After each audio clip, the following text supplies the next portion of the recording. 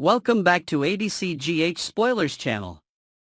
Today, we will dive deep into the latest twists and turns of the upcoming episode of General Hospital. Get ready for an intense and emotional roller coaster as shocking revelations come to light, relationships are tested, and unexpected confrontations take center stage. Let's get started. In a dramatic moment, Giovanni Gio Palmieri shares a deep sense of unease with Emma Scorpio Drake. His intuition tells him that something is amiss, a premonition that cannot be ignored.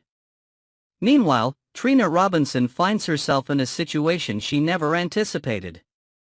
Shocked by an unexpected event, she struggles to process what has just unfolded before her eyes.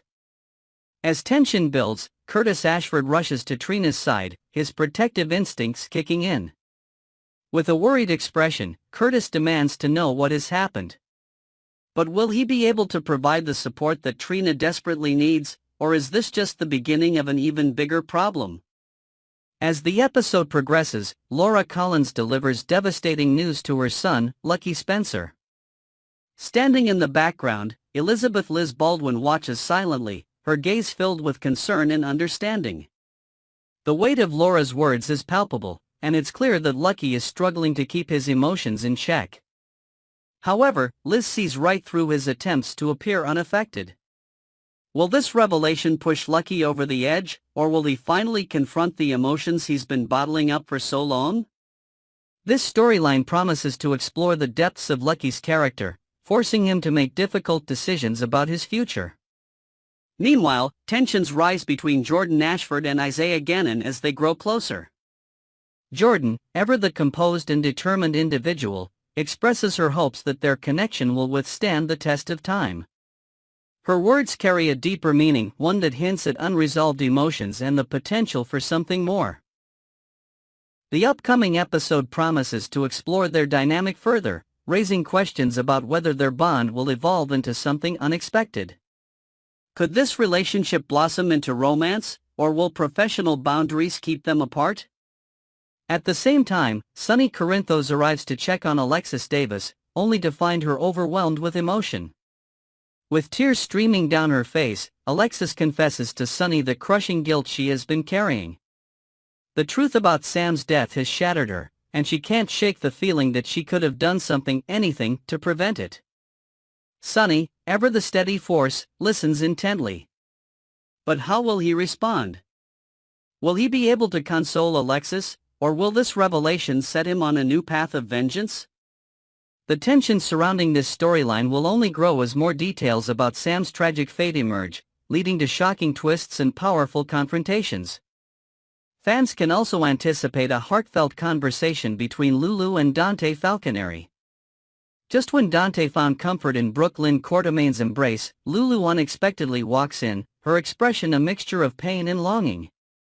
Viewers have heard Dante confide in Harrison Chase that every encounter with Lulu brings back memories of Sam McCall, making it harder for him to move forward. Despite the pain, Lulu remains steadfast in her feelings for Dante.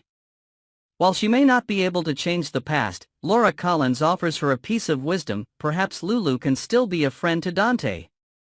In an emotionally charged exchange, Lulu insists to Dante that her intentions are pure and that she only wants to support him. But will Dante be receptive, or will his unresolved emotions create a barrier between them? Their conversation could mark the beginning of a new chapter, one filled with difficult truths and emotional growth. In another highly anticipated moment, Maxie Jones and Sasha Gilmore Corbin find themselves in a conversation that takes an unexpected turn. As Sasha vents about the constant pressure from those around her, Maxie listens patiently. However, she doesn't hold back from giving Sasha a much-needed reality check. Maxie points out that the more Sasha avoids the questions, the more it seems like she has something to hide. Sasha's face reveals her immediate discomfort. She is clearly not happy with Maxie's blunt advice. But the real bombshell is yet to come. With the town buzzing with rumors, what will happen when Cody Bell's shocking gossip about Jason Morgan being Sasha's baby's father reaches her ears? It's a revelation that could change everything. Beyond these major storylines, fans can look forward to even more dramatic developments. Relationships will be tested as betrayals come to light, long-lost secrets will resurface, and unexpected alliances will form in the face of adversity. As the next episode unfolds, emotions will run high, secrets will be exposed, and relationships will be tested. Next, we dive deep into the heartbreak, drama, and shocking twists unfolding in Port Charles, because in General Hospital, the impossible is just another plot device waiting to be undone. The unthinkable: can Chase and Brooklyn overcome the devastating news? Heartbreak is never far away in Port Charles, and for Chase and Brooklyn, the latest revelation has left them shattered. After months of envisioning a future filled with love, laughter, and children of their own, Chase was blindsided by the devastating news: he is infertile.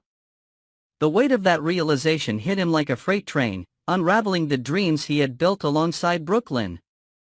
But in the unpredictable world of General Hospital, such pronouncements often come with a twist. So can we really believe this is the final word on Chase's future as a father? Brooklyn, for her part, has always been a fighter. She isn't the type to accept defeat easily, and if there's even the slightest glimmer of hope, she will chase it down with relentless determination. Could she find a way to help Chase defy the odds? Medical miracles are a dime a dozen in this town, and infertility is hardly the most permanent of diagnoses when you live in a world where presumed dead characters waltz back into town as if nothing happened. But even if Chase's condition proves irreversible, Brooklyn might not be willing to abandon their dream of parenthood. Would she consider an alternative route, perhaps surrogacy, adoption, or an unexpected twist of fate that allows them to build the family they crave? Whatever happens, one thing is certain: this isn't the end of their story. Not by a long shot. Molly's year of loss, how much more can she take? If Chase's heartbreak wasn't enough, another character in Port Charles is grappling with her own devastation. Molly Lansing Davis has had one of the most emotionally taxing years of her life. It all started with the crushing news that she could not carry a child of her own. That realization alone was enough to send her spiraling, but it was only the beginning of an excruciating chain of events that tested her resilience in unimaginable ways. Determined to hold on to hope, Molly and her longtime partner TJ turned to surrogacy.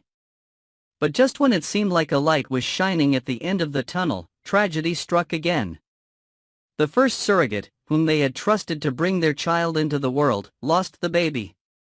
It was a cruel, heartbreaking turn of events, but Molly, strong-willed as ever, refused to give up. That's when her sister, Christina, stepped in with an offer that seemed almost too good to be true. She would carry the baby for Molly and TJ. It felt like fate, like the universe was finally setting things right. But as the months wore on, cracks began to show.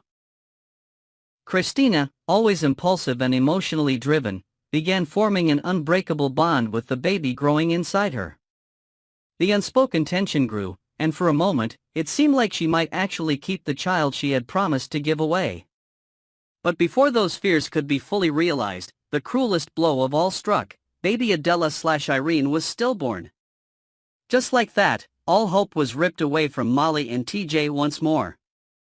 Molly was left in the wake of unbearable loss, her dream of motherhood slipping further and further from her grasp. Now, she stands at a crossroads, lost in grieving, unsure of what the future holds. Will she ever find a way to heal? And more importantly, will she ever become a mother? Two broken hearts, one reckless decision? Pain has a way of drawing people together, especially in the world of daytime drama. Chase and Molly are both grappling with the unbearable loss of something they desperately wanted but now believe they can never have. They've been blindsided, devastated, and left wondering, what now? And in the unpredictable landscape of Port Charles, emotions don't always lead people down the wisest path. When grief takes hold, logic flies out the window, and in soap operas, that usually means one thing: reckless, passionate, consequence-laden encounters. Could Chase and Molly, in the depths of their despair, find unexpected solace in each other? It wouldn't be the first time heartbreak has led to an impulsive decision. The idea of "what's the worst that could happen" would likely feel meaningless to two people who have already lost what they wanted most. And let's be real, daytime television isn't known for characters making rational, well-thought-out choices. The temptation for a no-strings-attached, self-destructive, grief-fueled rendezvous might be too strong to resist. And if we're thinking in true soap opera fashion, we all know where this could lead. The ultimate irony: what if the impossible happens? Now, let's take a step back and ask the question that every soap fan already sees coming. What if, against all odds, Molly and Chase's moment of despair leads to an even bigger shock? It wouldn't be the first time General Hospital has pulled the ultimate irony card. The soap opera universe is practically built on the foundation of "I thought I couldn't get pregnant, but surprise" scenarios. Just how many times have we seen supposedly infertile characters suddenly conceive when they least expect it? Chase was told he was infertile. Molly was told her body could never support a pregnancy. But what if fate, or, more accurately, the General Hospital writing team, has something different in store? Imagine the absolute chaos that would unfold if Molly suddenly found herself pregnant after everything she has been through. She and TJ were prepared to accept that they would never have a biological child of their own. Chase and Brooklyn had resigned themselves to an alternative path. And yet, in the most unexpected of twists, the universe might have other plans. The fallout would be earth-shattering. What would this mean for Chase and Brooklyn's relationship? How would TJ react? And more importantly, what kind of consequences would unfold when the truth inevitably comes out? Because one thing is for sure, secrets never stay buried in Port Charles for long. Final thoughts: expect the unexpected. One of the greatest things about General Hospital is its ability to keep fans guessing. Just when you think you know where a storyline is headed, it takes a sharp left turn and leaves you reeling.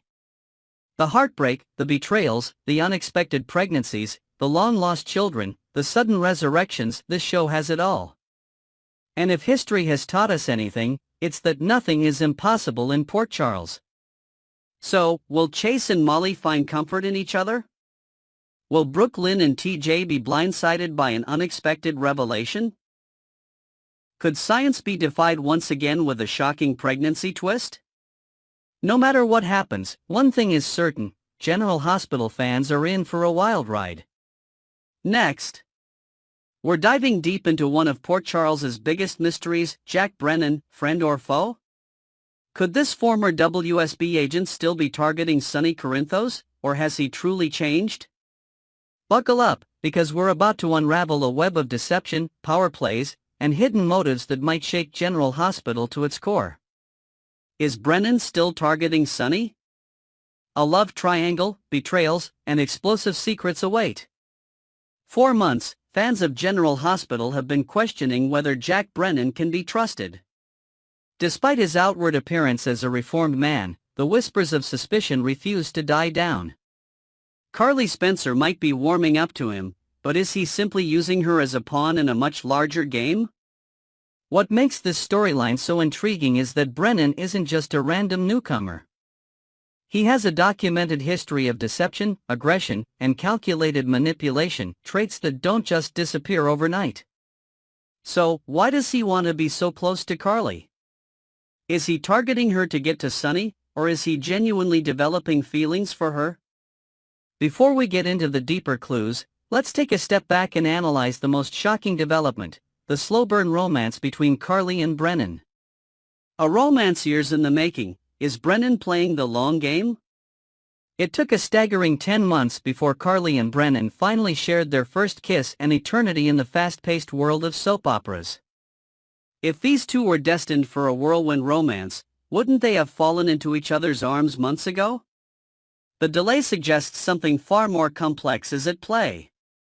Could Brennan have been biding his time, carefully orchestrating his every move, ensuring that when Carly finally let her guard down, it would be too late for her to see the truth? Carly has been through enough heartbreak to make her wary of men with secrets.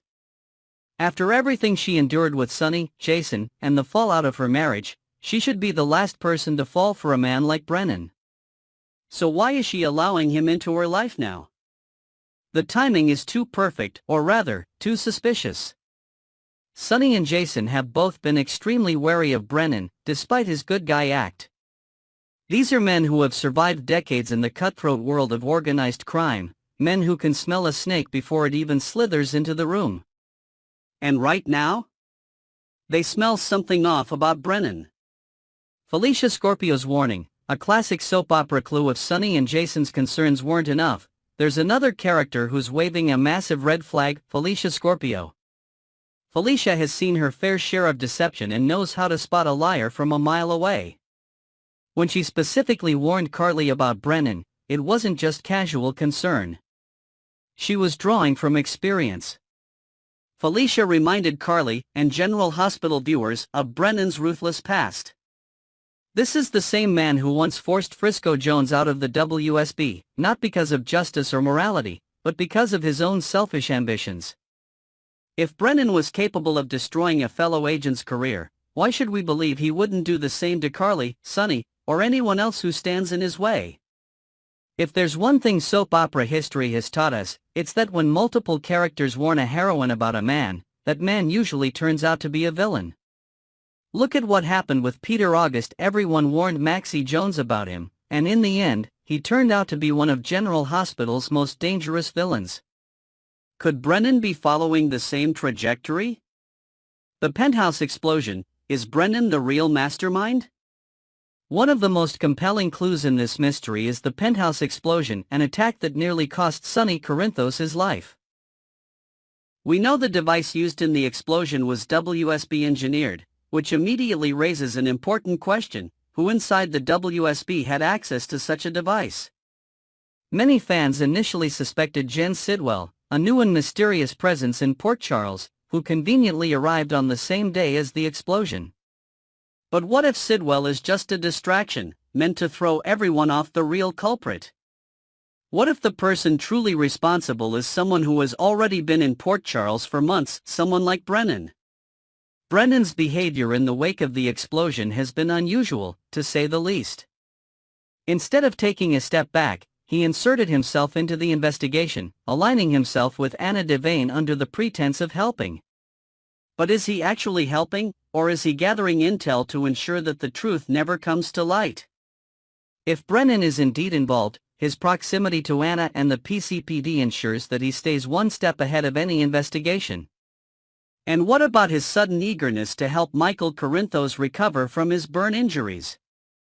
Could it be that Brennan is feeling guilty because Michael was never supposed to be involved? Perhaps the real target was always Sonny, and Michael was simply collateral damage. Brennan's past, a dangerous man hiding in plain sight? Longtime fans will remember that Brennan's arrival in Port Charles was anything but innocent. His first major storyline revolved around Carly, but not in the way we're seeing now. Back then, he wasn't playing the role of a charming love interest. He was an aggressor, a manipulator, and, at times, a downright psychopath. His attack on Carly and Bobby's establishment was one of the most chilling moments of his early tenure on the show. It was a moment that revealed his true nature, a nature that eventually landed him in prison. But what if prison didn't rehabilitate him? What if it simply taught him how to be a better liar? This wouldn't be the first time a villain has come back from prison pretending to be reformed, only to later reveal that they were playing the long game all along. If Brennan was willing to physically attack Carly once, what's stopping him from emotionally manipulating her now? The bigger picture: what does Brennan really want?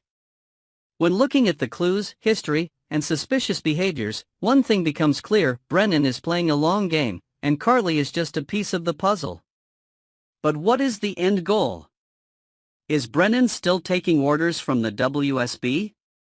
If so, then his goal is simple: take down Sonny Corinthos, by any means necessary. Has Brennan gone rogue? If so, he might have his own personal vendetta, using his time in prison to plan revenge on Sonny for past grievances. Is this all about power? If Brennan is trying to seize control of Sonny's empire, then manipulating Carly would be the ultimate way to dismantle Sonny's influence from the inside out. Whatever the truth is, one thing is certain: this story is far from over. Final thoughts: will Carly realize the truth before it's too late?